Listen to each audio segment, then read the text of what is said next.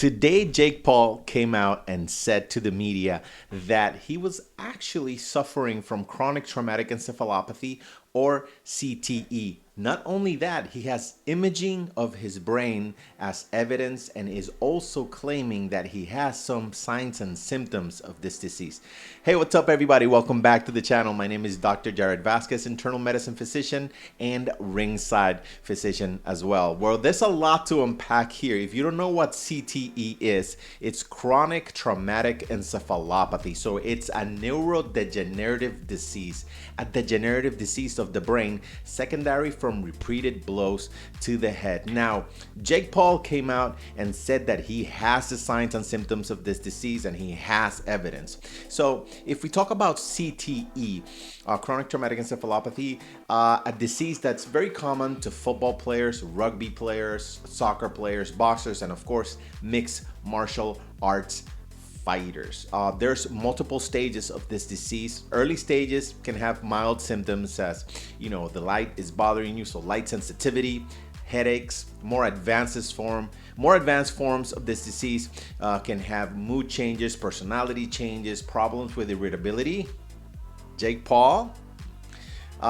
More severe forms of this could have movement problems, so patients that can't coordinate well and have gait problems, so they can't walk straight. The mechanism by which this happens, of course, is that repeated inflammation to the brain causes proteins to misfold in the brain and cause plaque tissue, as you guys are seeing here on the imaging studies that I'm showing you on the screen. Now, here comes a chill sudden moment. I bring you this because Jake Paul, what are you doing bringing up this information, this crucial medical information on fight week?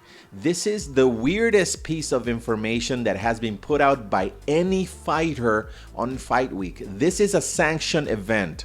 Although I don't know if this is a professional boxing match or if this is sanctioned as an amateur match, but this piece of information, a brain scan, as you guys are seeing here on the video that he posted, has the possibility to put the kibosh or cancel this whole fight. Jake Paul, what is the intention behind this? Is this a fake scan? Is this some fake news to skew the fight, to confuse? Because as a physician, I am baffled why Jake Paul would have brought out this piece of news. Before each fight in California, you have to have brain scans. You have to have all this information. So is the fight gonna be canceled?